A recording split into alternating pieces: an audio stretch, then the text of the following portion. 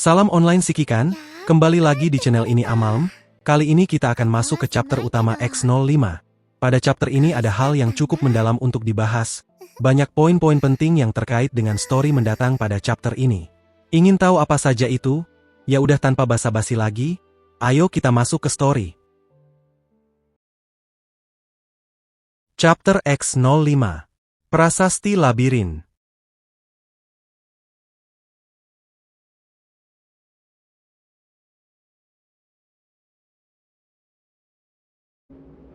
Di permukaan luar zona pengembangan kota 075, selama evakuasi darurat dari operasi Red Tide, gelombang debu pasir berputar di udara padang yang tandus, diikuti oleh musik rock yang memekakan telinga dan ledakan teriakan marah-marah. Sebuah truk lipat melaju berkelok-kelok, dengan posisi miring, sambil mempertahankan keseimbangan yang menentang fisika. Hei, siapa yang mengajarimu mengemudi seperti ini? Tidak ada. Siapa yang membiarkan si idiot itu memegang kemudi? Vera? Vera! Tolong! Cukup, kalian berdua. Kapten, tolong jangan menghunus pedang di dalam mobil. Itu berbahaya. Apa yang lebih berbahaya daripada apa yang kau lakukan? Injak rem, sekarang! Itulah yang coba kulakukan. Itu pedal gas, bukan rem. Lakukan sesuatu. Vera! Tunggu, mengapa kau membuka pintu? Kalian semua, keluar. Vera melompat dari truk dan mendarat dengan cekatan, diikuti oleh kobot bulat serta 21 yang mendarat dengan mulus. Roger. Apa yang kalian lakukan?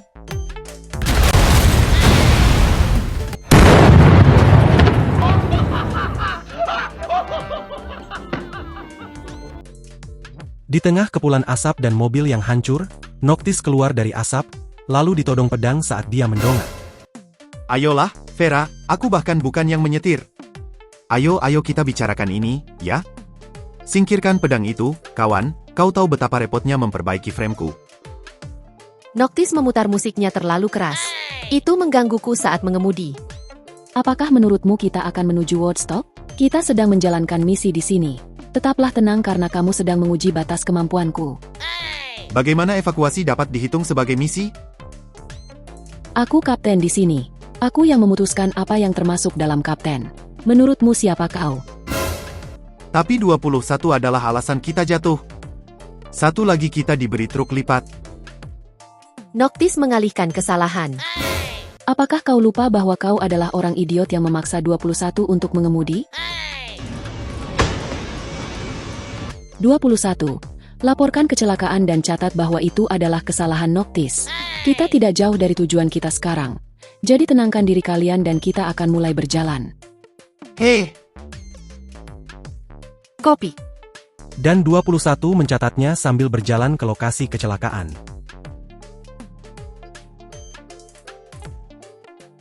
Noctis duduk di atas batuk sambil garuk kepala. Kenapa mereka harus mundur saat Strike Bird dalam bahaya? Ya Strike Hawk yang dimaksud Noctis. Dia marah kenapa misi mereka dialihkan ke tim Hellhound. Tapi Vera berpendapat itu hal bagus baginya. Namun ketenangan ini mungkin datang sebelum badai, lalu terminal komunikasinya berbunyi, mengangkat dan berbicara, dan menyebut nama Nicola.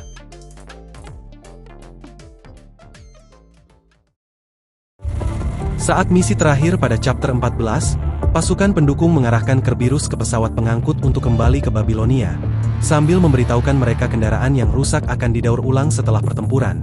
Noctis merasa kesal karena mereka adalah satu-satunya pasukan yang mundur, dan Vera berbicara sendiri dan bilang yang terkuat yang akan bertahan, lalu melangkah ke dalam pesawat pengangkut tanpa sepatah kata pun. 21 teringat dengan frasa, kelangsungan hidup yang terkuat, yang pernah digunakan oleh kaptennya untuk menggambarkan suatu tempat. Mencium bahaya dari kata-kata Vera, ia mulai menghubungkan dengan masa lalu, terutama dengan nama Kurono yang telah lama tidak disebutkan di Babilonia. Bertanya-tanya apakah semua jejak Kurono telah lenyap? Dan 21 mengikuti Vera masuk ke pesawat. Di dalam kantor Colin, beberapa hari setelah evakuasi darurat dari operasi Red Tide, Colin meminta bantuan seorang wanita cantik untuk menjalankan operasi, dan wanita itu memiliki resum yang bersih di permukaan. Namun Colin tidak mempercayai resum, dan memiliki motif tersembunyi. yaitu mencari sesuatu di otak Komandan Sikikan yang sedang dia awasi. Memiliki firasat kuat bahwa Komandan menyembunyikan rahasia yang dia cari, dan ingin menggunakan wanita itu untuk mencari informasi dari Sikikan. Tentu saja tidak. Hipotesis saya tidak berdasar. Namun jika kita hanya bertindak dengan kepastian mutlak, manusia akan tetap menjadi monyet pengupil hidung dan sudah punah sejak lama. Segala sesuatu yang indah dan benar adalah kebetulan. Manusia tidak berevolusi dari monyet. Itu adalah kera. Terima kasih atas koreksimu, Rebecca. Tentu saja aku tahu itu. Sekarang aku punya dua bagian dari teka-teki ini. Mind Beacon yang rusak karena memasuki Mind Ascendant, dan memori yang diputar ulang dari reaksi berantainya, sungguh suatu kecelakaan. Apakah bagian-bagiannya akan cocok? Pola apa yang akan mereka buat? Collins. Menemukan komandan yang dapat menahan korupsi Mind dan terkonek Ascendant. Kita telah berhasil mengambil langkah pertama kita ke era baru, R&D.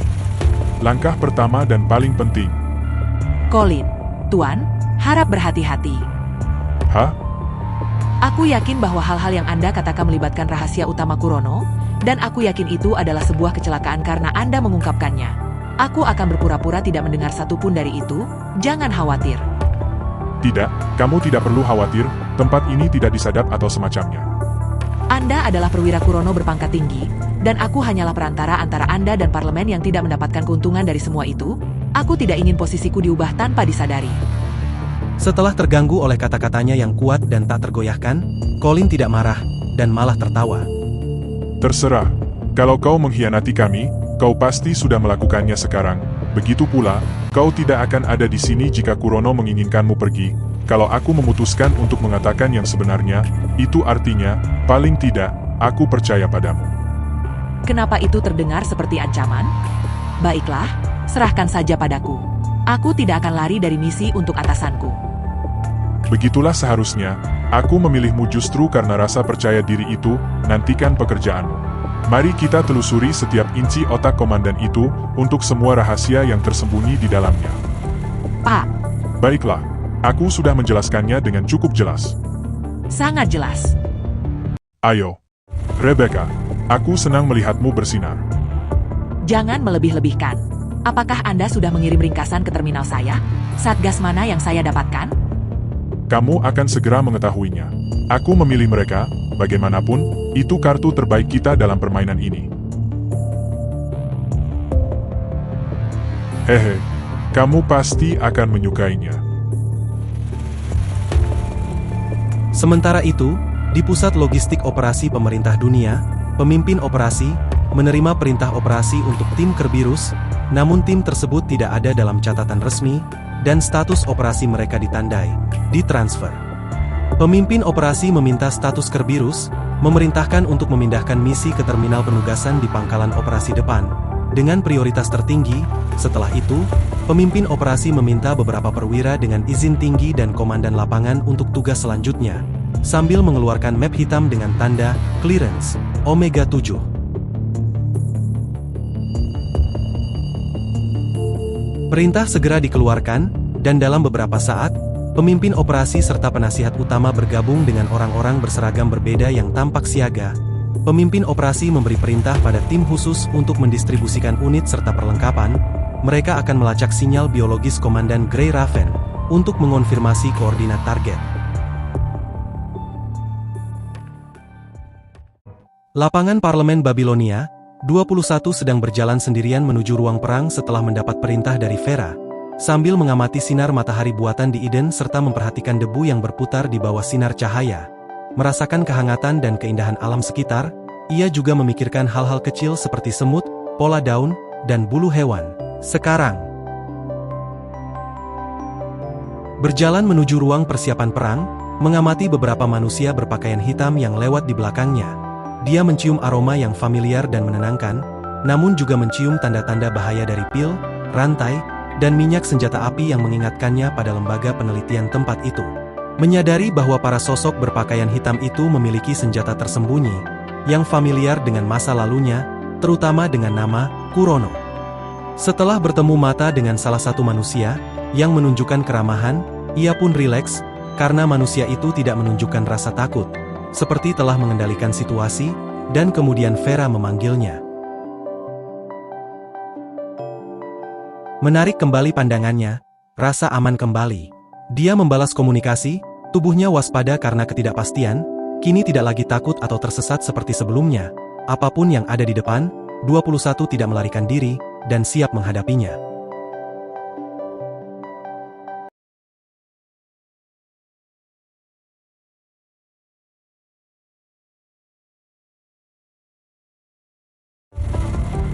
Di sebuah lokasi sunyi dan terlantar, hanya kicauan burung dan suara alam yang memecah keheningan malam, dan Kerberos tiba, suasana gelap dan sepi menambah ketegangan saat mereka memastikan bahwa lokasi target berada 35 km di depan. Vera memecah keheningan, ia menegur kedua rekannya yang ceroboh karena menjatuhkan pintu barusan. Lalu menyuruh mereka menyiapkan simpul perangkat komunikasi untuk memperkuat koneksi.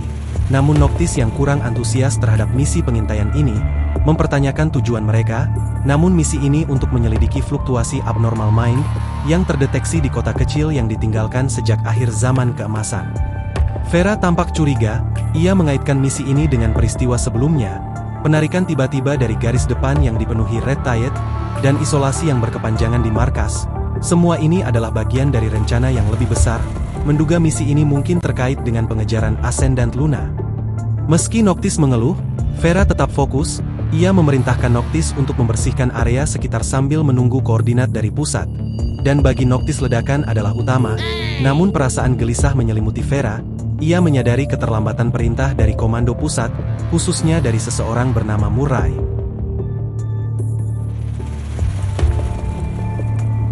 Sikikan terjebak dalam kegelapan yang menindas, dikelilingi oleh pantulan dirinya sendiri pada kaca tahan ledakan di hadapannya.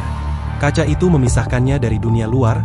Di balik kaca ada para agen berjas hitam berdiri tanpa ekspresi, tanpa menunjukkan minat atau perhatian sedikit pun pada keberadaan Sikikan, mencoba menyapa, namun hanya mendapat jawaban dingin dari seorang pria berbaju hitam yang duduk di kursi, mengatakan bahwa belum waktunya untuk bertanya.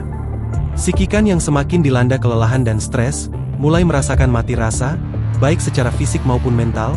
Di tengah kekalutan batin, Sikikan bertanya-tanya apakah seluruh laporan tebal itu benar-benar tentang dirinya. Ia merasa tidak melakukan cukup banyak sebagai seorang komandan untuk mengisi berkas sebanyak itu. Saat kesadarannya perlahan mengabur, pikiran Sikikan mulai melayang, membawanya kembali ke kejadian beberapa jam sebelumnya. Sikikan dipanggil oleh seorang pria berbaju hitam, yang menanyakan apakah ia adalah Komandan Grey Raven. Setelah menjawab, dua agen berjas hitam identik dengan salah satu bernama John Doe, memperkenalkan diri sebagai bagian dari pasukan khusus. Mereka membutuhkan bantuan Sikikan untuk menangani keadaan darurat, sambil menyerahkan dokumen transfer sementara yang sah secara administratif. Tanpa surat perintah atau penjelasan rinci, hanya catatan digital dengan tanda tangan Hassen di akhir. Terasa resmi namun penuh tekanan, Sikikan menyadari bahwa meskipun sedang dalam masa pemulihan setelah terluka parah dalam misi melawan Red Tide, ia belum benar-benar bebas. Lucia dan rekan-rekannya sempat menjenguk, tapi sejak pulih, Sikikan belum melihat mereka lagi. Ia sadar masih diawasi, dan masih berada dalam kendali pihak atas. Hassen berbicara dengan Sikikan secara pribadi, dan Kurono telah mengawasi Sikikan dari bayangan. Ya, Sikikan tahu itu, dan hal tersebut membuat parlemen tidak senang. Jadi Hassen akan membantu Sikikan keluar dari situasi dan membalikan keadaan. Jadi Sikikan setuju untuk terlibat dalam operasi untuk mencari Luna, dan tim yang ditugaskan kepada Sikikan adalah tim yang dapat dipercayai. Meskipun komandan mereka cerdas dan sulit diatur, Yah Murray yang dimaksud. Hassen akan menjamin keselamatan Sikikan, dan Sikikan menolak untuk bertemu dengan timnya, karena ingin menyampaikan kabar baik kepada mereka saat Sikikan bisa benar-benar pulang. Ketika pria berjas hitam mundur, seorang wanita muncul, ialah Rebecca. Sikapnya santai disertai senyum ramah. Tapi ada bahaya tersembunyi dalam dirinya.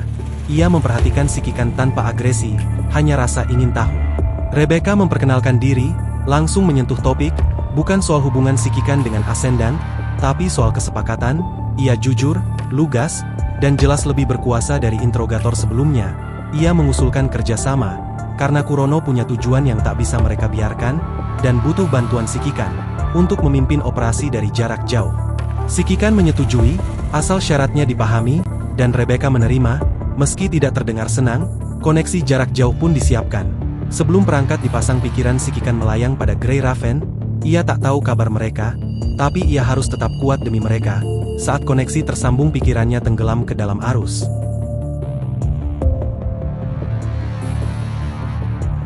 Setiap kali terhubung jarak jauh, pikiran si Kikan meninggalkan tubuhnya, menciptakan kekosongan yang mendalam dan waktu terasa lambat.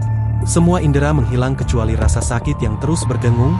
Kali ini koneksi terasa lebih intens dengan alat besar yang rumit, menandakan Kurono telah maju jauh. Setelah mencari dengan cepat, si Kikan menemukan sinyal mind yang dikenal, dan 2 sinyal asing, lalu melihat visual kubus hitam yang muncul secara bertahap.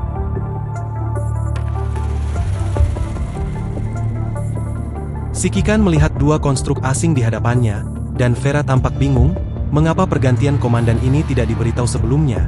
Juga membuat Noctis kesal, namun Vera masih menegaskan dia sebagai leader. Lalu si Kikan memperkenalkan diri dan mengulangi penjelasan misi, ialah menyelidiki sinyal mind yang cocok dengan keberadaan Luna di area tersebut. Yah, mereka cukup ramah dalam berkenalan, terutama si bodoh yang besar itu. Jadi singkat cerita, Vera mengingatkan tim agar tetap fokus dan tidak keluar jalur. Noctis bersemangat, 21 lebih pendiam, menatap si Kikan, lalu berjalan maju.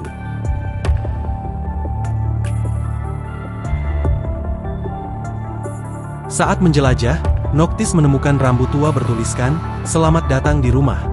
Lengkap dengan pesan tambahan dan panah menuju kotak surat. Di dalamnya ia menemukan peta kota. Meski antusias, respon dingin dari 21 membuatnya kesal. Ia melipat peta dan menyimpannya dengan jengkel. Sementara itu, Vera berbicara secara pribadi kepada si Kikan, menyindir bahwa ia tahu posisi si Kikan sebagai bantuan, tapi berjanji akan menjaganya dengan nada yang setengah menggoda. Namun si Kikan menanggapi dengan tenang. Lalu hari mulai berganti, dan matahari terbit menandai dimulainya misi mereka.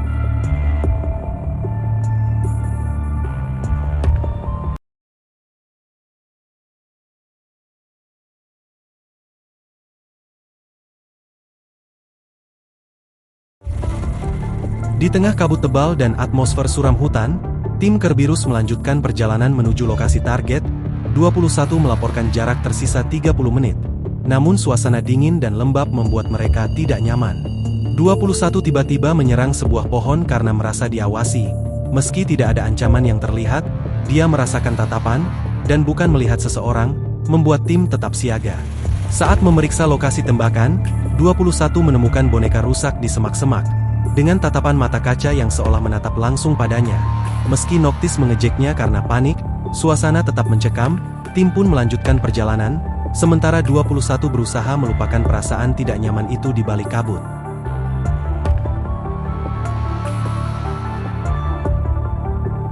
Setelah keluar dari kabut tebal, tim Kerberos tiba di kota kosong bergaya Eropa yang suram, dipenuhi bangunan tua dan pohon-pohon sekarat. Saat Noctis menyadari kabut telah hilang, ia juga sadar 21 tertinggal. Mereka menoleh dan melihat 21 berjongkok di persimpangan, menatap jendela toko di pinggir jalan, dan tampak terdiam.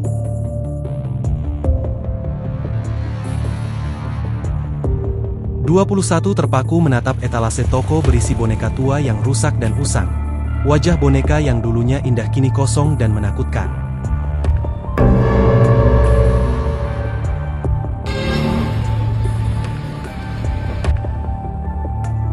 Pemandangan itu mengingatkan si Kikan pada 2 gadis kecil yang pernah berhenti mengambil boneka. Saat ditanya apakah ia menginginkannya, 21 diam lalu menghancurkan kaca jendela dan mengambil salah satu boneka itu tanpa sepatah kata pun.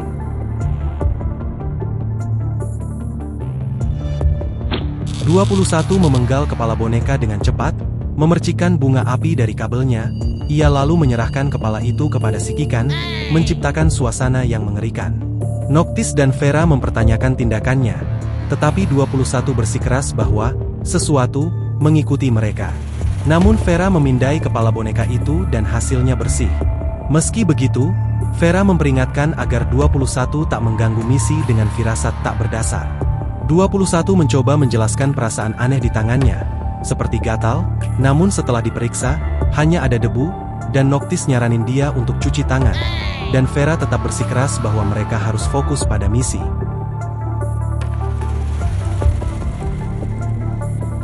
Tim melanjutkan perjalanan hingga menemukan sisa-sisa mekanoid berbentuk bola di tepi jalan.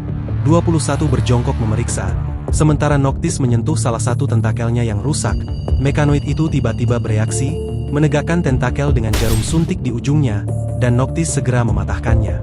Vera menganalisis jarum itu dan menyimpulkan bahwa isinya adalah obat, meskipun sudah sangat usang.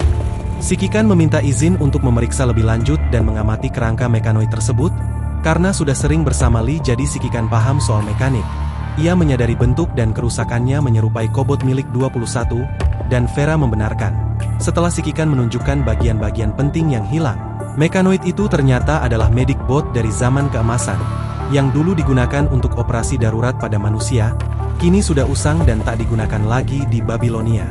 21 tampak terganggu dan diam, namun menolak menjelaskan perasaannya.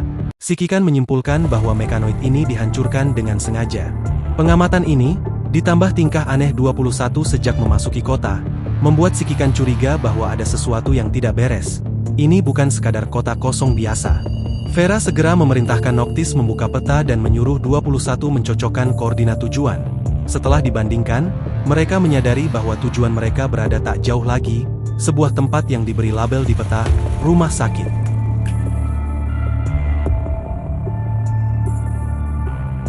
"21 dalam posisi terbalik di atas pohon, melaporkan bahwa tidak ada hal mencurigakan. Ya apa emang yang mencurigakan di atas pohon cuy?" Vera menegurnya karena memanjat tanpa alasan, menyalahkan Noctis atas kebiasaan buruk itu, yang segera membela diri. Sementara itu, 21 tampak liar dan penuh semangat di cabang lain. Tim akhirnya tiba di lokasi tujuan, sebuah bangunan putih yang samar terlihat di balik kabut. Noctis turun dari pohon dengan gesit, disusul oleh 21 yang mendarat dengan keempat anggota tubuhnya. Saat Vera memberi perintah untuk bergerak maju, pandangan dan pendengaran Sikikan mendadak kacau, dunia menjadi gelap, suara-suara berubah menjadi dering, dan semua inderanya menghilang secara tiba-tiba.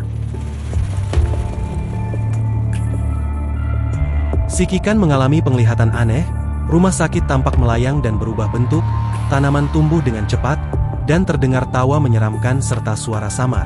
Semua terasa asing tapi membangkitkan rasa nostalgia. Namun ilusi itu cepat berlalu, dan dunia kembali normal. Namun Vera tidak melihat apapun, membuat Sikikan bingung apakah itu efek korupsi, stres mental, atau kenangan masa lalu.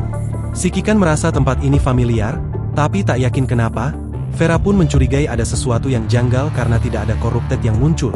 Padahal virus punishing tetap normal, namun Noctis semakin bersemangat, mengklaim bahwa naluri mereka sebagai mantan manusia bisa merasakan ancaman yang tidak terdeteksi alat biasa. Lalu tiba-tiba, 21 dan Noctis merasakan kehadiran musuh.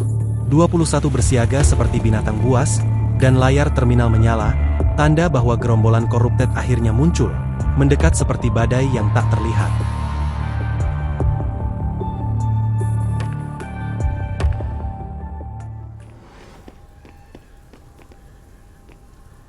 Mencoba mencari sinyal corrupted, dan berasal dari sini, namun sayang sinyalnya telah hilang, dan jalan untuk masuk terblokir oleh mobil, lalu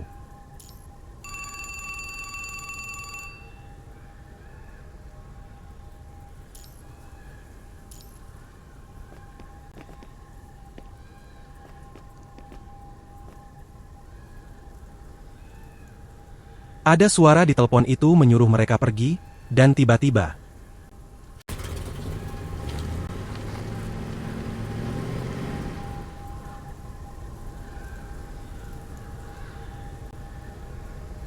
Vera rasa ada sesuatu yang janggal, mencoba masuk dan menemukan lokasi rumah sakit target mereka.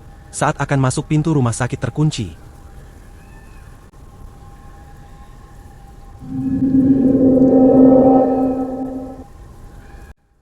Kenapa jadi horor gini ya guys? Tapi gak ngaruh. Lanjut lagi. Yah, dalam mobil tersebut muncul bot medik seperti milik 21. Dan di sini kalian harus ledakan mobilnya menggunakan gentong minyak ini guys. Karena kalau mobilnya gak diledakin bakal spawn terus musuhnya. Lalu saat sudah membereskan area, mereka melanjutkan.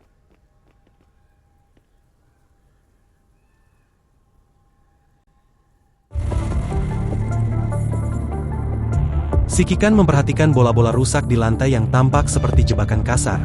Seolah menjadi peringatan agar mereka pergi, namun Noctis punya sudut pandang lain. Mungkin ini bukan peringatan untuk mundur, melainkan petunjuk arah. Ia menunjuk ke dinding bobrok yang bertuliskan, "Ke sini," dengan cat merah seperti darah. Si Kikan menganggapnya klise, sementara Noctis tertawa, menyamakannya dengan film horor dari zaman keemasan.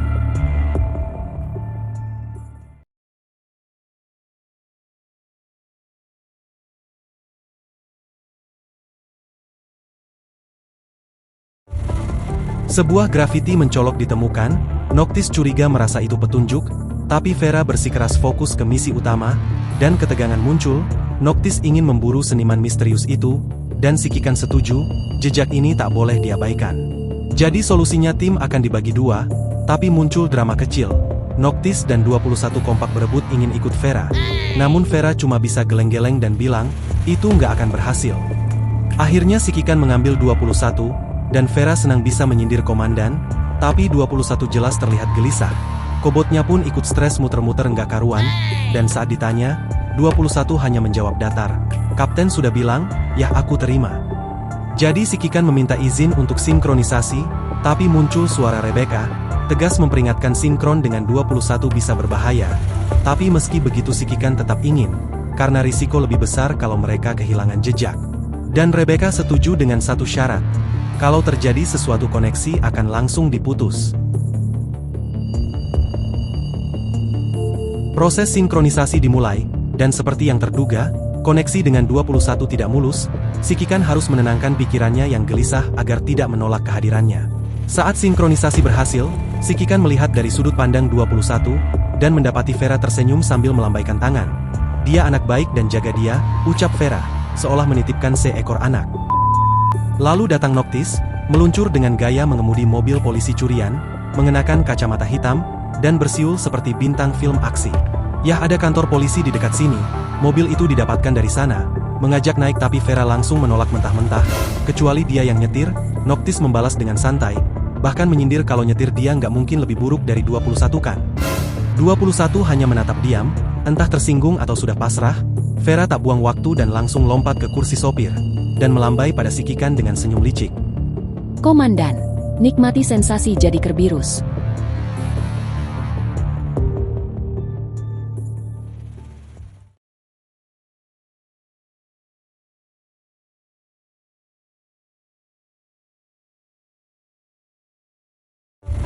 Si Kikan dan 21 tiba di lokasi tujuan, melewati kantor polisi yang sempat disebut Noctis, tapi kenyataannya, mobil-mobil di sana bukan diparkir, melainkan ditumpuk sembarangan seperti mainan anak-anak yang dibuang. 21 penasaran dan mulai memeriksa satu mobil. Saat ia menatap jendela, tiba-tiba sebuah tangan kurus menghantam kaca dari dalam, serta disusul tawa anak kecil. 21 terlonjak panik, tapi ketika diperiksa, tangan itu menghilang, tanpa bekas. Dengan refleks dia menembakkan meriam lasernya dan menghancurkan kaca mobil. Tapi di dalam hanya ada kursi kosong, roti busuk, dan koran tua. Ada seseorang di sini, kata 21, dan si Kikan juga melihatnya. Tapi sosok itu sudah lenyap. Sampai mereka menangkap bayangan berkelebat menuju kantor polisi, tanpa pikir panjang, 21 langsung mengejarnya. 21 masuk dan menjatuhkan setumpuk map. Terminal monitor tiba-tiba menyala, menampilkan tayangan pertandingan sepak bola. Si Kikan bertanya-tanya apa listrik kota masih aktif? Tapi lebih aneh lagi, layar itu masih merekam. Dengan tulisan, "Rek" di pojokan, pemiliknya mungkin pergi mendadak meninggalkan siaran semalam. Saat wajah pemain muncul dekat ke kamera, 21 mengangkat tangan, lalu langsung menghancurkan terminal dengan meriam lasernya. Kata dia, ada orang di dalamnya. Si Kikan mencoba menjelaskan itu hanya rekaman. Tapi pertanyaan polos 21 muncul. Kenapa mereka merekamnya? Ya itu yang dipikir. Jawaban panjangnya ditunda dan si Kikan hanya bilang, nanti ku jelaskan. Sementara itu, ada perasaan aneh yang menyergap si Kikan. Nostalgia mendalam seolah ia pernah di tempat ini. Ingatan samar tentang meja, foto, dan rasa aman, lalu muncul rasa sakit yang tak bisa dijelaskan. Dan tiba-tiba, suara asing terdengar menanyakan petugas Biron ada di sini? 21 langsung siaga, suara tawa menggema mengelilingi ruangan, sosok misterius kembali muncul kali ini di dekat jendela, dan 21 langsung mengejarnya melewati tumpukan sampah. Tiba-tiba terdengar tawa anak-anak dari sisi lain jendela, dan sosok gadis kecil muncul menyeramkan, dengan rambut kuncir dua, ia berdiri membelakangi 21 sambil menatap ke atas langit. Suaranya terdengar aneh, seolah ditarik dari mimpi buruk. Sosok itu berkata, "Kalau begitu aku akan mencari ibu." Sebelum perlahan menghilang, 21 tanpa ragu menghancurkan kaca dan melompat keluar. Namun sosok itu sudah lenyap lagi. Apakah musuh baru? Yah mana tahu, si Kikan juga gak tahu. Namun yang pasti, Vera tidak bisa melihat yang mereka lihat, padahal dia juga terhubung, entah ini ulah pihak ketiga atau efek samping eksperimen Kurono, atau si Kikan mulai berhalusinasi dan menular ke 21. Tapi tak ada waktu untuk memikirkan jawabannya. Si Kikan hanya bisa bilang hal-hal itu datang dan pergi tanpa jejak. Jadi jangan panik, 21 dengan polos bilang oke. Di tengah perjalanan menuju rumah sakit, 21 tiba-tiba bertanya dengan polos, "Apa itu pesta ulang tahun?" Terinspirasi dari gadis misterius sebelumnya. Si Kikan menjelaskan secara singkat, ulang tahun adalah perayaan kelahiran. 21 menjawab ia tidak punya tanggal lahir, dan data aktivasinya hilang. Namun dengan tenang si Kikan berjanji, mungkin ia bisa membantu mencarinya nanti. Namun momen hangat itu hancur tiba-tiba. 21 berhenti menggeliat kesakitan, dan berteriak keras. Sakit kepala menusuk tajam, dan sebelum si Kikan sempat bertindak, koneksi mind beacon terputus, pandangan kabur dan suara langkah kaki terdengar, lalu sunyi, dan dunia menjadi gelap. Setelah kehilangan kesadaran akibat gangguan mendadak, si Kikan terbangun di ruang medis kecil. Dalam keadaan lemah dan diborgol, petugas medis mengatakan hanya mimisan ringan. Namun luka-luka lama serta tekanan mental membuatnya kesakitan. Saat penglihatannya pulih, ia menyadari dirinya diawasi oleh prajurit konstruk dan rekaman pemantauan. Lalu hologram Rebecca muncul, melaporkan bahwa 21 telah menghilang, semua sinyal darinya terputus total. Di tempat lain Vera dan Noctis tampak terjebak dalam loop lokasi, terus berputar tanpa arah yang jelas seolah diawasi oleh kekuatan tak terlihat. Rebecca menyuruh si Kikan untuk bergabung dengan Vera dan melanjutkan penyelidikan. Tanpa memedulikan keberadaan 21, namun si Kikan menolak, ia menuntut untuk kembali terhubung dengan 21, menyatakan bahwa hanya dia yang bisa mendeteksinya lewat koneksi mind beacon. Rebecca menolak, mengingatkan bahwa koneksi terhadap 21 berbahaya, karena mindnya tidak stabil. Namun si Kikan tetap bersikeras, sadar bahwa 21 satu-satunya petunjuk yang bisa membongkar misteri penghuni tak terlihat di kota ini. Lalu Rebecca akhirnya setuju, tetapi memperingatkan bahwa itu akan membebani perangkat koneksi dan diri si Kikan sendiri. Tapi resiko diterima, perangkat kembali dinyalakan, si Kikan siap untuk menyelami kegelapan lagi. Si Kikan berusaha keras menembus kesadarannya yang kabur untuk menyambung kembali koneksi melalui mind beacon. Meskipun sinyal yang dirasakan sangat lemah dan rapuh, si Kikan tetap gigih mengejarnya. Upaya nyaris menguras seluruh kekuatan mental, tetapi ia tidak menyerah. Setelah perjuangan panjang di lautan kesadaran mind, akhirnya ia berhasil meraih dan menyambungkan kembali koneksi tersebut.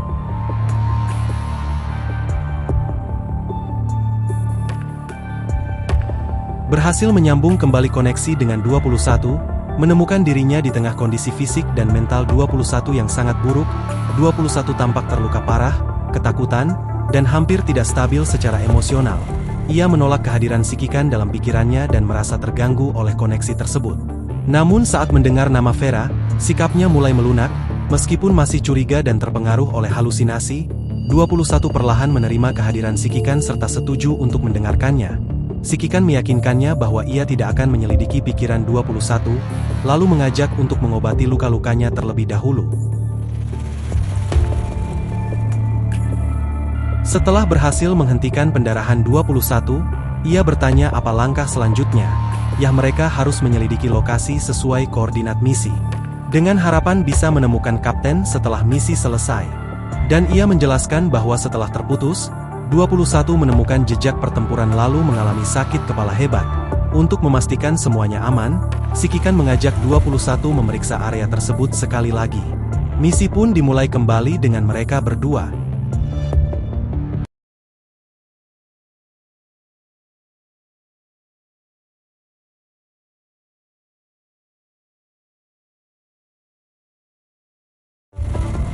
Dipandu 21, si Kikan menemukan jejak pertempuran di rumah sakit, dan perangkat pendeteksi mind terus berbunyi.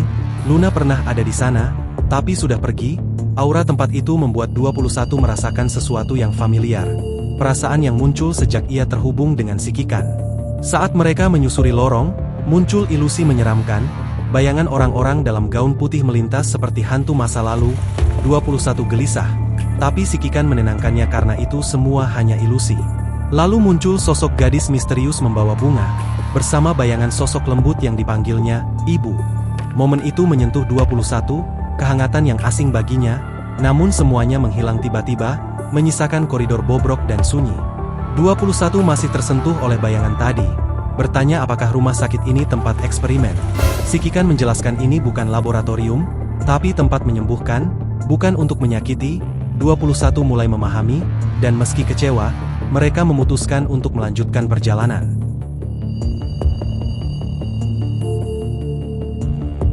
Setelah mendapat lokasi terbaru Vera dari agen Kurono, 21 memulai perjalanan, namun dia melambat saat melewati kantor polisi, merasa ada yang berbeda, mobil dengan kaca pecah yang dulu ada, kini sudah hilang. Saat si Kikan menyadari hal yang sama, suara mesin tiba-tiba terdengar dari belakang mereka.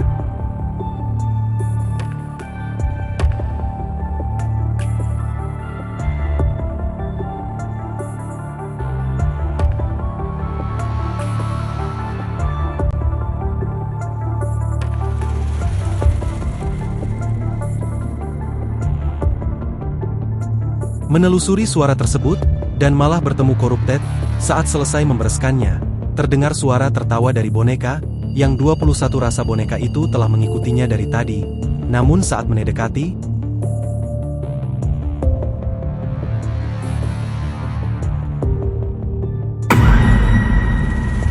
boneka itu lenyap, lalu muncul robot besar ini, dan 21 pun menghajarnya. 21 terus menghajar Corrupted besar itu habis-habisan, dan saat serangan terus berlanjut, si Kikan mulai khawatir. 21 tampak kehilangan kendali meskipun Corrupted itu sudah tumbang. 21 terus menembakkan meriam laser, hingga si Kikan berusaha menyadarkannya. Akhirnya 21 berhenti, tampak terjebak dalam emosinya sendiri, dan saat Corrupted lain muncul, 21 mengalami lagi sebuah halusinasi. Tapi kali ini itu bukan sekadar ilusi, melainkan emosi kuat yang muncul, mendalam dan intens. Tiba-tiba 21 dikejutkan oleh cahaya kabur dan rasa sakit tajam. Seolah jantung buatannya akan tercabut, dalam cahaya itu ia melihat wajah, dan di baliknya, roda gigi membentuk sosok Corrupted. Sebuah kesadaran menghantamnya, Corrupted membunuh seseorang yang sangat penting baginya. Tapi siapa? Dengan wajah penuh kebingungan, 21 bertanya apakah itu Kapten. Si Kikan mencoba menenangkan dengan bilang Vera aman, tapi penglihatan itu membuatnya goyah. Dia tak tahu harus percaya pada yang mana. Namun si Kikan menyadari sesuatu, semua penglihatan ini punya pola, mereka dipicu oleh tempat atau objek tertentu. Seperti bayangan yang dilihat di luar kantor polisi, 21 mengingatnya, dan mereka memutuskan untuk mengikuti jejak itu. Begitu mereka tiba di lokasi bayangan menghilang, dunia di sekitar mereka berubah drastis. Semua seakan diregangkan dan diputar, bangunan menjulang cepat, dedaunan tumbuh seketika, waktu dan ruang seperti dipercepat dalam satu tarikan napas. Tiba-tiba, suara samar memanggil, "Tunggu aku," datang dari kejauhan. Si Kikan mendengarnya di dalam kepala, dan bayangan gadis misterius itu muncul lagi membelakanginya. Lalu mereka mengejarnya.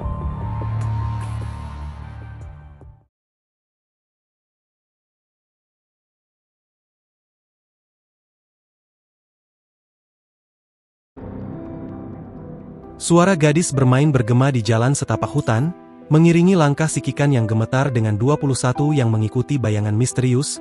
Cahaya matahari yang remang-remang menyentuh wajah si Kikan, tapi dingin tetap merayap di tubuhnya. Bayangan itu terus muncul dan menghilang, membawa mereka menyusuri perjalanan yang terasa seperti mimpi penuh kebingungan antara waktu dan tempat. Si Kikan berjuang agar tidak tersesat dalam arus kenangan dan ilusi, sementara 21 tetap fokus mengikuti bayangan itu. Angin kencang dan badai debu membentuk suasana kelam yang mencekam. Akhirnya bayangan itu menghilang, meninggalkan 21 dan si Kikan berdiri di depan pintu besi berkarat. Di atas mereka, cahaya bulan purnama yang redup menyinari puing-puing di sekitar kabin tua, menyambut mereka dalam keheningan malam yang penuh misteri.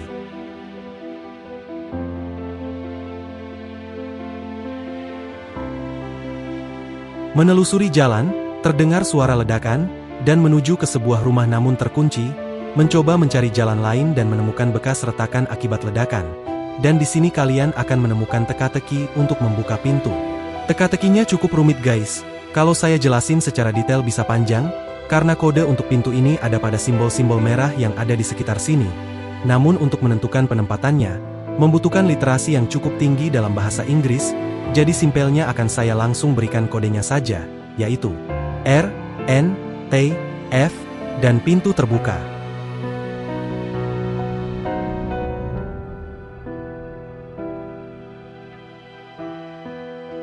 Dengan bunyi kunci terbuka, pintu kabin berderit dan pemandangan seperti mimpi menyambut mereka, ruangan tampak bersih dan hangat, sinar matahari masuk melalui jendela, aroma roti panggang tercium samar.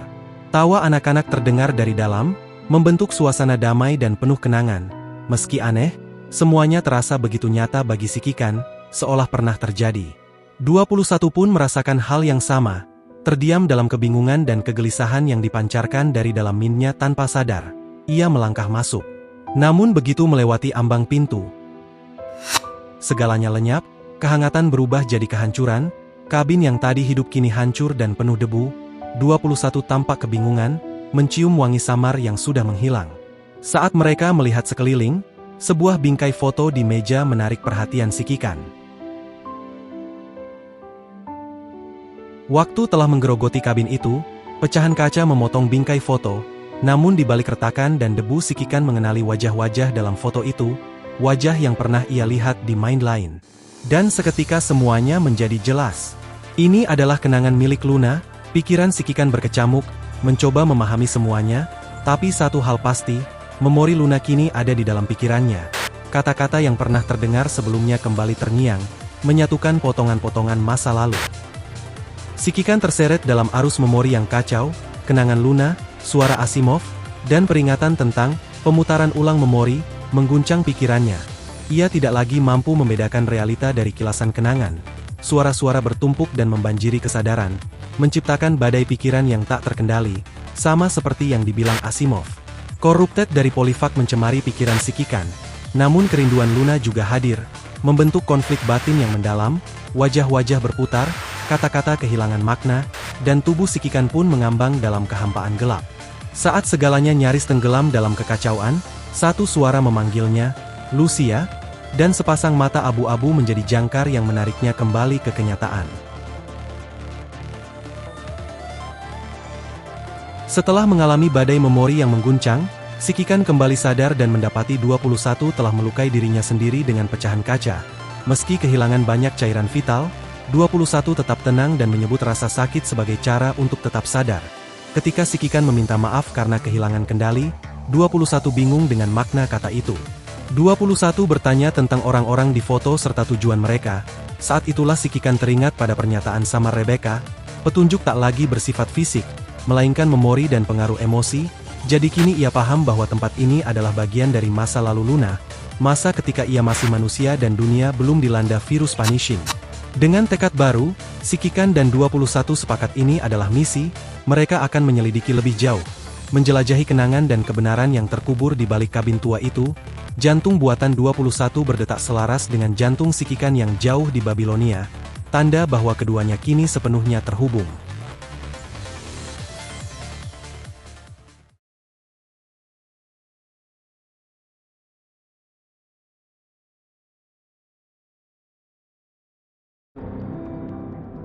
"21 melangkah ke dalam rumah tua yang gelap dan kotor, dipenuhi debu, jamur, dan jejak kehancuran.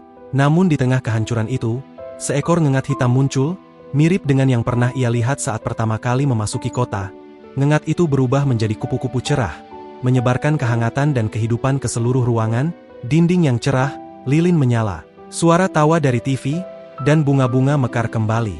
Kemudian seorang gadis kecil muncul dari bayangan, ialah Lucia kecil. Ia memanggil nama Luna, dan perlahan, si Kikan mulai kehilangan kendali atas tubuhnya. Ia berbicara seperti anak kecil. Seperti Luna, dialog penuh kenangan pun mengalir, seakan menghidupkan kembali momen masa lalu. Lucia menegur Luna karena membuka semua hadiah, namun tetap menyemangatinya untuk membereskan rumah sebelum orang tua mereka pulang. Di balik semua itu, Perasaan hangat dan damai meresap dalam diri si Kikan, meski ia belum sepenuhnya memahami apa yang sedang terjadi. Si Kikan mencoba membuka pintu ruang penyimpanan, tapi jarinya menembusnya. Ilusi pun runtuh, semua kembali menjadi ruangan kosong dan gelap, hanya menyisakan gambar coretan anak kecil dengan pesan menakutkan. Pergilah ke neraka dan temui Foo. Emosi hangat yang sebelumnya menguasai mereka langsung menghilang. 21 kebingungan, ia tak terbiasa tersenyum atau merasakan hal-hal seperti kenyamanan. Namun dalam penglihatan tadi, ia kehilangan kendali, bahkan merasa ingin tersenyum, itu membuatnya resah. Si Kikan menjelaskan bahwa dirinya pun tidak bisa mengendalikan keadaan tadi. Ia meminta maaf karena secara tidak sengaja menyeret 21 ke dalam kenangan yang membingungkan, tapi ia berjanji akan menjawab semua pertanyaan dan mengungkap kebenaran saat waktunya tiba. Untuk sekarang, mereka harus kembali ke kenyataan, Grey Raven masih menunggu, dan misteri besar masih belum terpecahkan.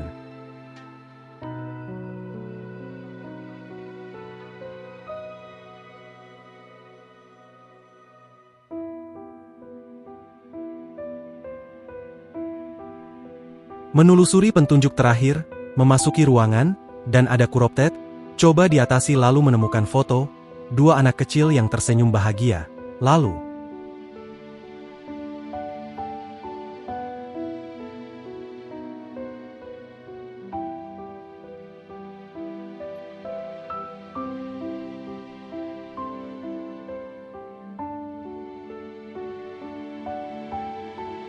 masuk kembali ke ingatan, si Kikan dan 21 kehilangan kontrol atas dirinya lagi.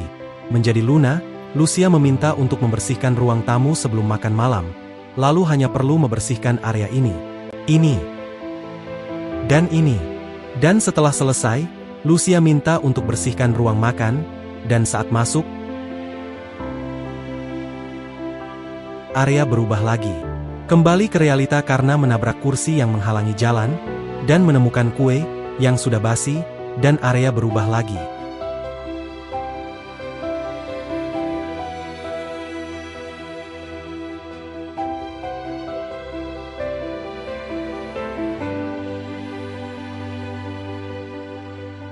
Baunya kali ini lebih enak. Sebelumnya Lucia memintanya untuk mengambil kue di dapur, ambil kuenya dan taruh di meja, dan pesta pun dimulai.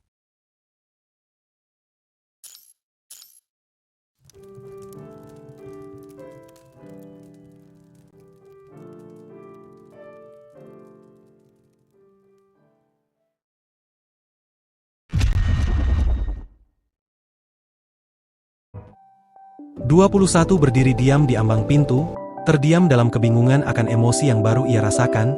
Ia menyentuh dadanya, merasakan kehangatan aneh yang tak pernah ia alami, sesuatu yang ringan, seperti berjemur, dan si Kikan menyebutnya kebahagiaan. Namun 21 tidak memahami sepenuhnya. Ia ingin merasakannya, tapi juga takut, karena kebahagiaan membuatnya kehilangan kendali. Baginya, satu-satunya hal yang penting hanyalah bertarung. Si Kikan ingin menjawab, tapi terdiam. Ia sadar tanpa memahami penderitaan yang pernah 21 alami. Semua kata-katanya akan percuma, yang tersisa hanyalah kesunyian dan kekosongan dalam pikiran mereka. Lalu sebuah teriakan mengoyak keheningan, suara panik dari seorang wanita yang memanggil Lucia, menyuruh untuk membawa adiknya ke atas. Dan setelah itu, segalanya membeku, masa lalu seolah berhenti di titik paling genting.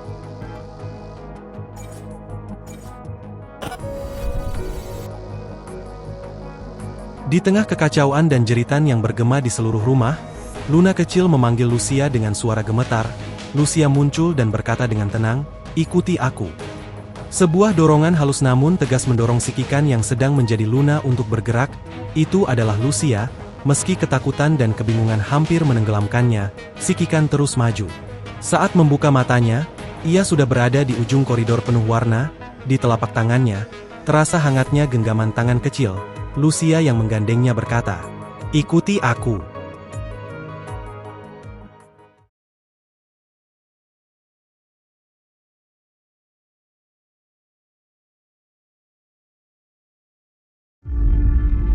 Meskipun belum sepenuhnya memahami apa yang terjadi, Lucia kecil tampaknya menyadari ancaman besar yang mendekat. Mengikuti perintah ibunya, ia menggandeng Luna dan membawanya ke lantai 2. Si Kikan yang kembali menjadi Luna kecil, bertanya dengan bingung, ada apa? Tapi Lucia tak menjawab, mereka hanya terus berlari, menembus koridor hingga tiba di kamar tidur paling ujung. Lucia mengunci pintu, lalu buru-buru mendekat ke jendela, dan di sanalah dia melihatnya, bukan sekadar bencana, tapi akhir dari dunia.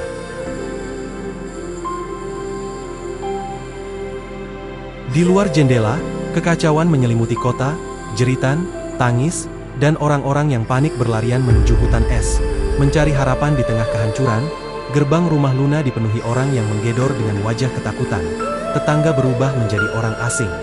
Virus punishing menyebar cepat, Corrupted merah berburu manusia layaknya zombie kelaparan.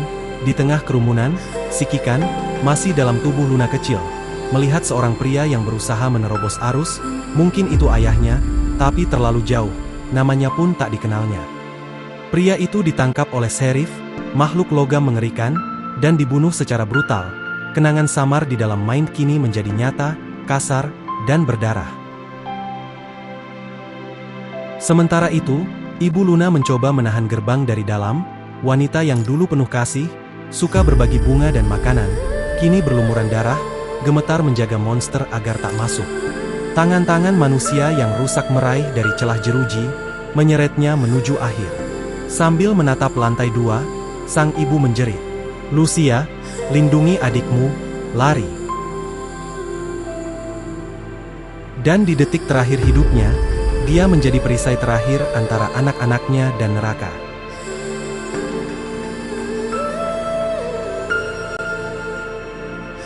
Lucia kecil bergetar, berkata pelan, menyerukan Luna untuk lari. Ia mencoba menggenggam tangan Luna, tapi yang terasa hanyalah udara kosong. Si Kikan yang menjadi Luna kecil melihat air mata mengalir di pipi Lucia, namun tanpa ekspresi. Saat akhirnya genggaman tangan mereka menyatu, kehangatan itu terasa sangat nyata. Mereka berlari bersama, tanpa arah pasti, tanpa perlindungan, hanya ada ketakutan dan kebingungan. Si Kikan bertanya-tanya mengapa mereka harus menghadapi ini, dan kemana harus pergi. Air matanya jatuh, dan dengan lengan bebas, si Kikan menyeka mata yang basah. Saat mendekati pintu kamar, si Kikan tersandung sebuah boneka katak lusuh dengan mata kaca dan bibir merah jahitan. Sebuah boneka yang pernah dilihatnya, kini tampak lebih lembut dan berbeda dari yang dulu. Saat si Kikan yang menjadi Luna kecil terjatuh, Lucia menangkapnya dalam pelukan hangat. Ketakutan dan kebingungan memenuhi pikiran Luna, hingga ia bertanya tentang darah dan kekacauan yang dilihatnya. Lucia mencoba menenangkannya, mengalihkan rasa takut dengan cerita masa lalu. Saat mereka menyelinap menonton film horor, ia menyamakan kejadian sekarang dengan film itu, mengatakan bahwa kota mereka sedang syuting film. Meski Luna ketakutan dan tahu itu bohong, pelukan Lucia tetap memberikan kenyamanan. Lucia memohon agar Luna ikut memerankan bagiannya, karena ini hanya bisa diambil sekali. Luna yang hanya ingin menemukan orang tuanya, hanya bisa terisak. Sementara itu, suara-suara metalik dan mengerikan dari lantai bawah semakin mendekat.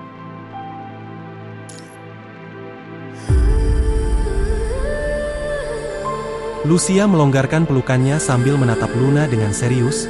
Ia meminta Luna agar menjadi kuat, meski tanpa ayah dan ibu. Luna memohon agar Lucia tetap bersamanya, tapi Lucia hanya tersenyum dan berjanji akan kembali. Ia meyakinkan adiknya bahwa ini hanya seperti permainan petak umpet, dan Luna harus berani, harus sembunyi di ruang bawah tanah. Ketika Luna memintanya ikut, Lucia menjelaskan monster sudah masuk, dan seseorang harus mengalihkan perhatian mereka. Sambil menahan tangis dan ketakutan, Lucia mengucapkan satu janji terakhir. "Aku akan kembali untukmu."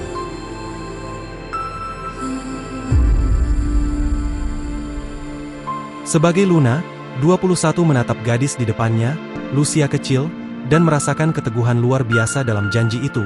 Dalam hidupnya, ia belum pernah mendengar janji setulus itu, baik saat menjadi manusia di lembaga maupun sebagai konstruk Kerberos. Dipengaruhi oleh ingatan ini, perasaan hangat dan kekuatan baru menyebar di dalam dirinya. Ia mempercayai setiap kata Lucia, entah berasal dari memori, atau dari dirinya sendiri. Keduanya saling menatap dan mengangguk. Itulah momen komunikasi terakhir mereka.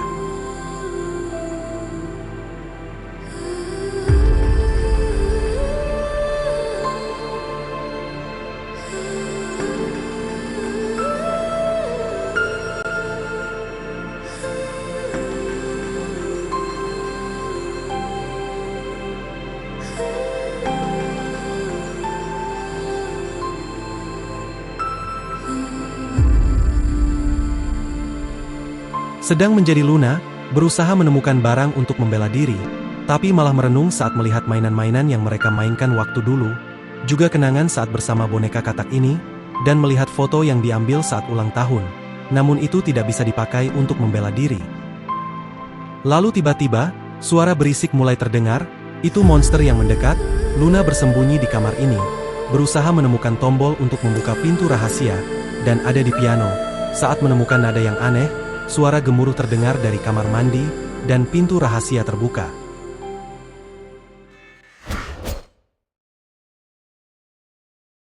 Saat akan masuk, monster memasuki ruangan, dan Luna mencari tempat bersembunyi, lalu bersembunyi di sini.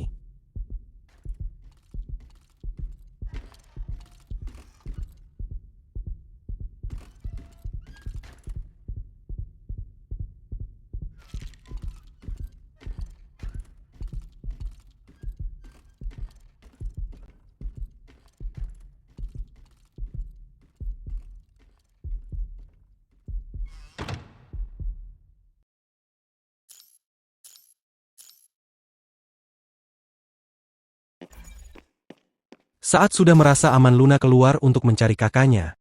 Namun saat membuka pintu, ilusi kembali ke kenyataan, mencoba mencari ingatan lagi, dan Lucia seharusnya ada di sini. Dan saat masuk, piano yang barusan terlihat hancur sekarang, 21 mencoba memainkan not yang berbeda pada piano itu, lalu kembali masuk ke ingatan.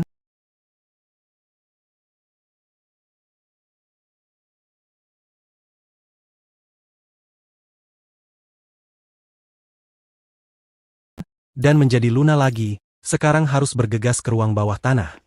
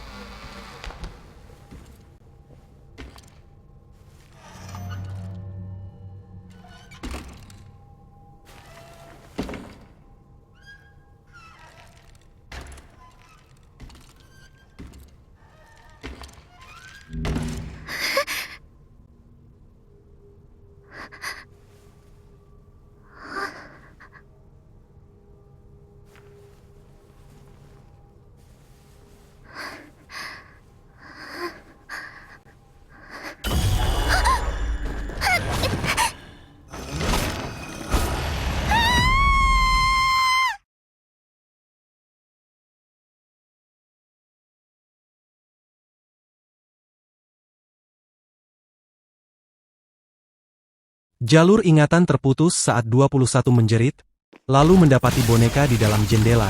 Siapa yang naruh di situ? Yah, mana gua tahu. Dan 21 mengalahkan boneka itu.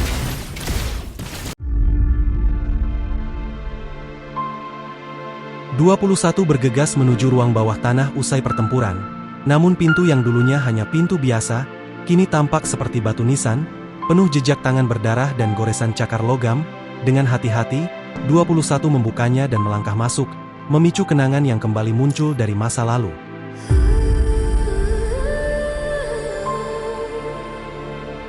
Di ruang bawah tanah yang gelap dan berbau busuk, sikikan meraba dalam kegelapan di antara tumpukan sampah. Saat cahaya terang menembus sedikit celah, ia membuka pintu perlahan dan mengintip keluar, yang terlihat hanyalah sudut tangga, menandakan sesuatu menunggu di atas.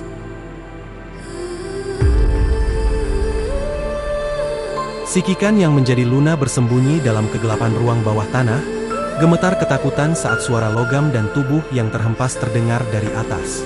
Ketegangan memuncak saat Lucia kecil jatuh terguling ke bawah tangga, terluka dan berdarah, diikuti oleh bayangan besar monster yang mengintainya. Dalam keberanian yang mendadak, Luna berdiri di pintu, bersiap melindungi kakaknya meski hanya dengan boneka di tangan. Lucia berteriak memintanya mundur, namun Luna bersikeras ingin melindunginya, hingga monster melompat ke arahnya, mengincar mangsa barunya. 21 berteriak dan mencoba menghentikan tragedi, tapi tak bisa berbuat apa-apa. Ia kebingungan, merasakan kehampaan dan kehilangan yang tak bisa ia jelaskan. Ia menyadari ada bagian penting yang hilang dari ingatan Luna, mungkin terlupakan atau sengaja dilupakan. Dipenuhi rasa asing dan emosi yang belum pernah ia rasakan, 21 bertanya-tanya mengapa ia diperlihatkan semua ini. Si Kikan menjelaskan bahwa ini bukan ditunjukkan oleh seseorang, melainkan bagian dari masa lalu Luna yang membentuk siapa dirinya sekarang. Masa lalu bukan untuk disangkal, karena ia hidup di saat ini berkat semua itu. Saat mereka berbicara, suara keras terdengar dari pintu, menandai akhir momen tersebut.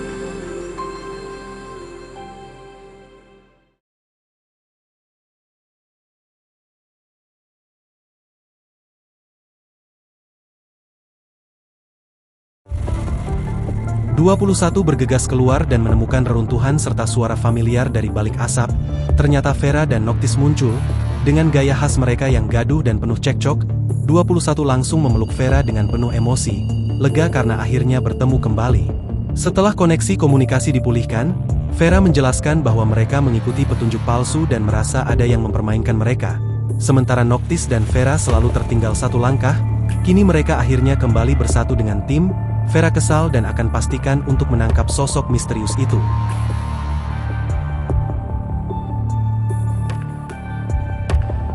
Sambil berjalan masuk, Vera langsung bertanya soal temuan mereka. Noctis mulai ngoceh soal pesan merah misterius, boneka jadi penunjuk arah, hingga pintu terkunci absurd. Ucapannya mengingatkan si Kikan dan 21 pada grafiti yang mereka lihat sebelumnya. Mereka pun menunjukkan tempatnya. Ternyata ada peta topografi yang mengarah ke belakang rumah, ke lokasi bernama The Last Inferno. Vera yakin ini bagian dari permainan si target, dan meski klise dia justru makin semangat. Dengan aura mengintimidasi, Vera memimpin tim menuju tujuan berikutnya.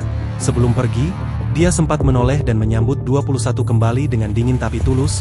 21 menjawab tegas, siap menjalankan perintah.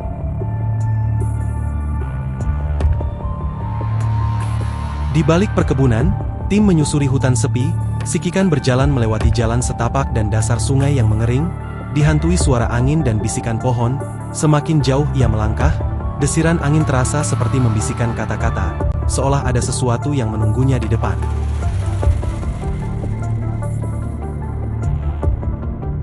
Di ujung jalan setapak, tim menemukan pertarungan yang sudah terjadi lebih dulu.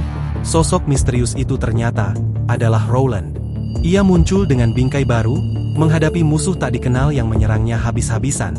Meski mencoba bicara santai seperti biasa, Roland tak mampu melawan balik. Tiba-tiba dari langit muncul monster logam raksasa, mengaku sebagai utusan Loki. Suaranya aneh, tawanya menggema seperti lolongan serigala. Vera langsung menyadari, tanda-tanda sebelumnya bukan ditujukan untuk mereka. Meski si Kikan ingin ikut campur, Vera memutuskan mundur. Misi mereka sudah selesai, dan ikut bertarung hanya buang waktu. Tapi sebelum sempat pergi, 21 tiba-tiba panik, kehadiran mereka ternyata sudah terekspos.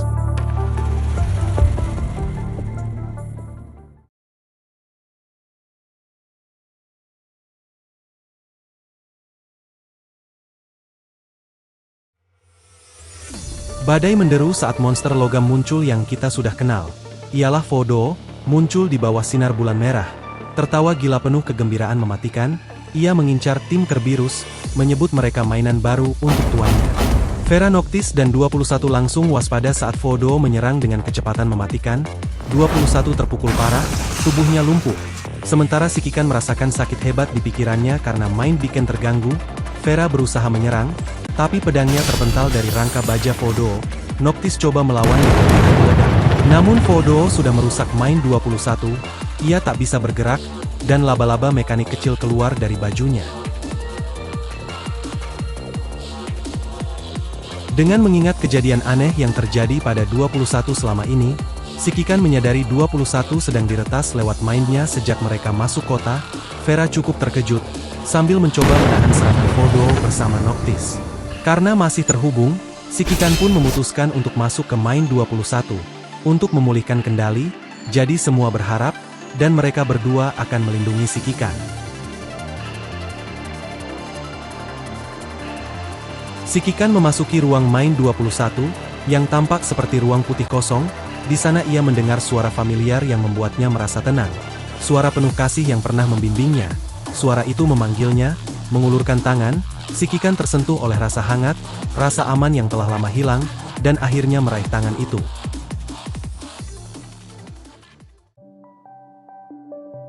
Di dalam mind 21, sosok Luna ragu menyambut tangan yang terulur padanya.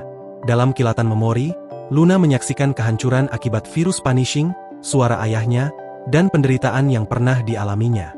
Namun di balik itu semua, ada kenangan hangat bersama Lucia, tawa, keluarga, dan janji perlindungan. Dalam sinar matahari lembut, Lucia dan Luna berjanji untuk saling menjaga, lalu perlahan menghilang bersama bayangan masa lalu.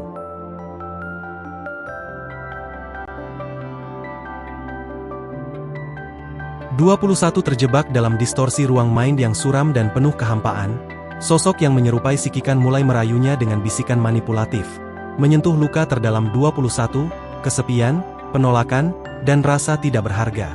Suara itu memaksanya mengakui bahwa dirinya hanyalah mesin, bukan manusia, dan harus menerima nasibnya sebagai alat perang tanpa emosi.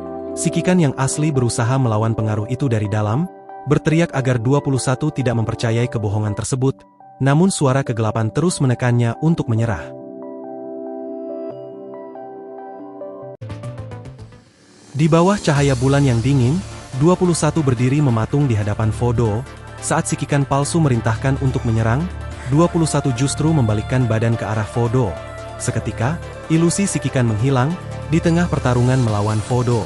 Tiba-tiba emosi liar menerpa 21, dorongan dalam ledakan tekad, ia mengangkat meriam lasernya bersama Badi. Sosok mungil itu melepaskan diri dari belenggu seperti binatang buas yang dibebaskan. Ilusi yang hancur digantikan oleh semangat meledak seperti serigala bulan yang menunjukkan taring. Dalam sekejap ikatan antara 21 dan Sikikan pulih, seolah mereka kembali menyatu, tak perlu perintah mereka sudah saling memahami. 21 melompat ke arah Fodo, yang kini terdesak oleh serangan bertubi-tubi dari Vera dan Noctis. Fodo menjerit kewalahan, ia terpojok, dan begitulah kenyataannya. Baik Fodo 21 Vera Noctis, maupun Sikikan, tak satu pun dari mereka sempurna, tapi mereka punya satu keunggulan, mereka tidak bertarung sendirian.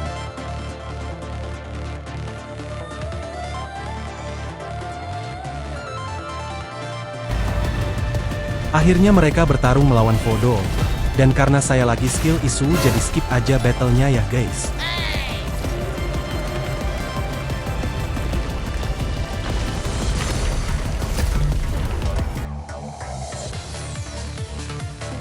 Segala sesuatu terjadi karena satu alasan, Sikikan merasakan semangat yang menyala kembali, berdiri bersama Kerberos dalam kebebasan sejati, ia mengakui kekuatan sejati dari seorang pemimpin, dan Vera, dengan penuh keyakinan, memberi perintah akhir untuk menghabisi Fodo.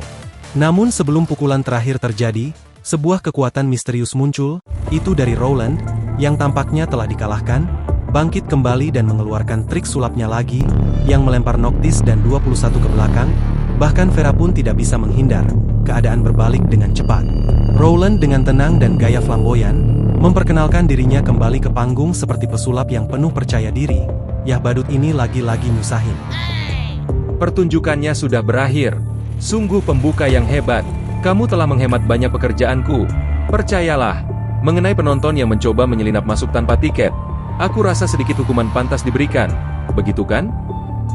Roland tidak perlu bersusah payah menahan Fodo karena sudah dibuat sekarat oleh Kerberos, dan tubuh besar Fodo tampak terurai sedikit.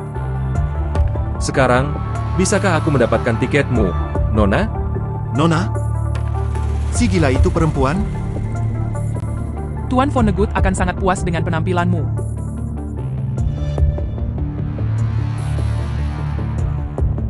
Di mana dia? Kau akan segera mengetahuinya. Aku tidak suka teka-teki. Roland mengeluarkan senjatanya dan mengarahkannya ke topeng Fodo yang hancur. Mereka menurunkan suara mereka. Hei, apa yang kalian lakukan? Bicaralah lebih keras. Dari mana Fodo ini berasal? Dan apa-apaan ini? Kau Mary Poppins, sekarang, Roland. Cukup dengan trik sulapmu. Lepaskan aku, dan kita akan melakukannya 1 lawan 1. Noctis, kau berisik. Itu serangan verbal, nak. Aku mencoba masuk ke kepalanya dengan kata-kataku. Kalian berdua diamlah. Roland melepas Fodo dengan dramatis, lalu tertawa mengejek Sikikan yang sedang terhubung dengan 21. Dia mengisyaratkan ada kebenaran besar yang akan terungkap sebelum pergi saat bala bantuan datang. Setelah itu, Vera tiba-tiba tertawa terbahak-terbahak, membuat Noctis bingung dan bertanya apakah dia kehilangan akal. Vera menjelaskan itu karena kata-kata Shikikan yang bilang, ukuran sebenarnya seorang ketua, yang membuatnya bersemangat, meski suasana tetap tegang. Mereka menyadari perangkap Rowland sudah melemah, dan Vera yang pertama mematahkan belenggu itu karena sudah memahami triknya. Sementara itu, Noctis dan Vera saling sindir, dan suasana menjadi sedikit santai di tengah ketegangan. Di kejauhan, pesawat pengangkut mulai datang sebagai tanda bantuan sudah tiba.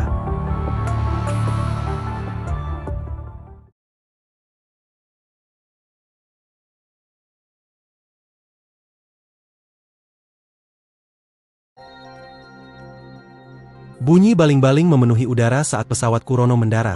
Sekelompok konstruks berseragam hitam muncul, langsung mengepung Kerberos, 21 dan Noctis waspada, tapi Vera tetap tenang, tatapannya dingin penuh rasa jijik pada pemimpin Kurono. Dengan nada perintah yang tak bisa ditawar, Kurono menyatakan bahwa operasi telah dihelupaka. Vera membalas sinis, tapi saat hendak melawan, ekspresinya berubah tanpa perlawanan saat melihat seseorang di belakang para petugas. Ia akhirnya menyerah. Diamnya Vera membuat Noctis dan 21 ikut menahan diri, untuk pertama kalinya. Mereka bertiga satu suara menghadapi ketidakpastian. Kurono langsung mengambil alih, mendirikan zona karantina, lab, dan markas sementara. Misi, Finding Luna, dihapus dari catatan, dan Vonnegut kini menjadi target. Kerberos diinterogasi, dan semuanya terasa seperti akhir dari sebuah perjalanan. Tapi bagi 21, apa yang terjadi di perkebunan itu takkan pernah ia lupakan. Saat Vera sibuk melapor, 21 berjalan menjauh, berdiri diam di bawah pohon. Ia berbincang dengan Shikikan, menanyakan apakah semua akan segera berakhir. Shikikan mengiyakan, walau data masih diperiksa, tapi waktunya tinggal sedikit. Sambil memandangi rumah Luna yang kini tampak tenang, 21 menanyakan tanggung jawab atas semua kejadian. Shikikan berjanji akan menjawab segalanya, tapi 21 hanya ingin tahu satu hal, apa yang terjadi pada Lucia dan Luna? Kenangan mereka menyeruak, jeritan Lucia, tekad Luna. 21 mengenang dorongan aneh untuk melindungi, sesuatu yang belum pernah ia rasakan sebelumnya. Ia bingung apakah perasaan itu miliknya, atau sekadar memori yang tertanam? Shikikan menjawab bahwa perasaan itu nyata, bukan dari kerangka atau program, tapi dari sisi manusia yang masih tersisa. Sama seperti Lucia dan Luna, 21 juga manusia. Dan soal kedua gadis itu, mereka selamat. Meski takdir memisahkan mereka, keduanya telah menemukan tempat mereka masing-masing. 21 memejamkan mata, membayangkan akhir yang damai, dua gadis yang akhirnya bisa hidup tenang, jauh dari penderitaan virus punishing.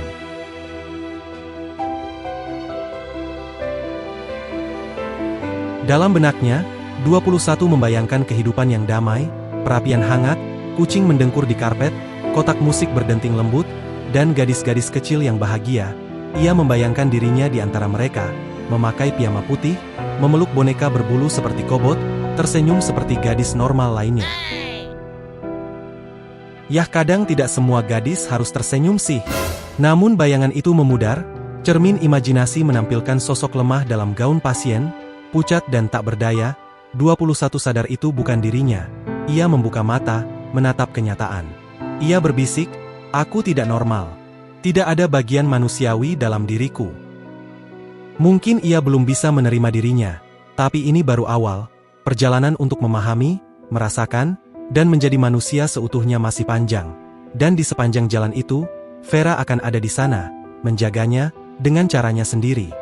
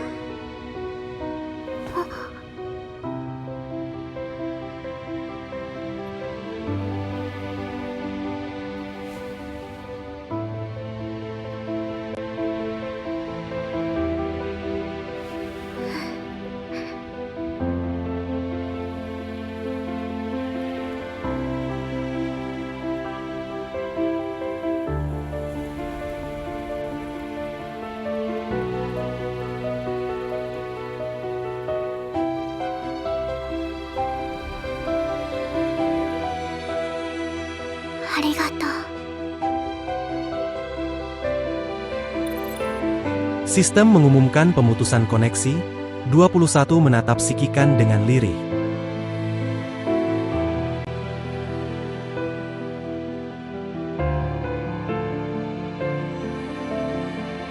Saat kesadarannya mulai menghilang, 21 berkata,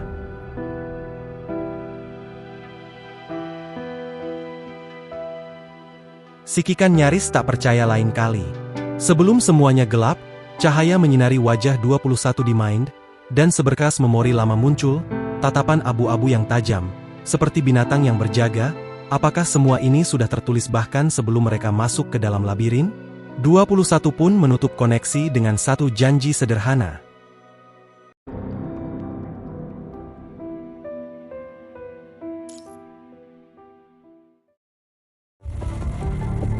Si Kikan terputus dari koneksi. Saat melepas perangkat, ia tersadar sendirian, tubuhnya basah oleh keringat, dikelilingi bayangan sosok bersenjata Kurono di balik kaca. Begitu ia bergerak, semua senjata langsung diarahkan padanya. Ia mengangkat tangan menyerah tanpa perlawanan. Meski tubuhnya nyeri, si Kikan tetap berdiri dan memeriksa ruangan yang masih sama seperti sebelum koneksi. Saat diminta duduk, ia menurut, namun pikirannya tetap berjalan cepat. Ia mulai menyusun potongan misteri. Kurono tidak mencari Luna, mereka memilih kota ini karena satu alasan, yaitu si Kikan. Mereka tahu ia telah melihat ingatan Luna, mungkin bukan Luna yang menjadi target sebenarnya, tapi si Kikan sendiri. Pertanyaan terus berdatangan, siapa Ascendant yang membimbing Roland? Apa sebenarnya yang diketahui Vera? Siapa yang melawan Luna? Mengapa halusinasi terus menghantuinya sejak memasuki kota ini? Namun untuk sekarang, ia tahu satu hal pasti. Ia adalah bagian dari rencana Kurono, dan meskipun tubuhnya lelah, pikirannya tak berhenti. Ketika angin ilusi seolah menyapunya, ia tahu ini belum berakhir, dan hanya jeda sebelum kebenaran yang lebih besar terungkap.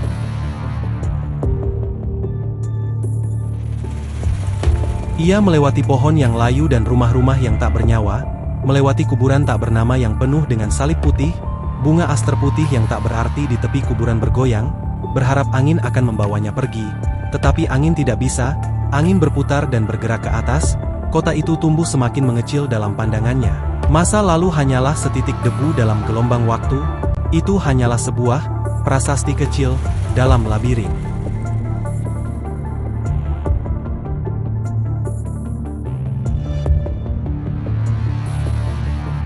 Pusat Logistik Operasi Pemerintah Dunia. Komandan. Bicara. Saluran terenkripsi, modul penyimpanan 3302X. Kau menemukannya? Kami menemukannya. Tidak ada bahaya langsung, tetapi menerobos dengan paksa akan sulit. Di luar yurisdiksi Babilonia, itu membuatnya lebih mudah. Mungkin mereka pikir mereka telah mendapatkan apa yang mereka inginkan, tetapi kenyataannya adalah, mereka telah membawakan apa yang aku butuhkan untuk salah satu dari kita. Sudah cukup. Kita tidak memiliki cukup bukti untuk menyerang fasilitas di sisi lain. Apa yang ingin Anda lakukan? Kirim alamat ini dengan ID misi palsu ke saluran Kerberos. Dia akan tahu apa yang harus dilakukan. Maksud Anda? Jangan tanya apa yang tidak seharusnya kau tanyakan. Dipahami. Percakapan ini tidak pernah terjadi. Tepat sekali. Percakapan ini tidak pernah terjadi.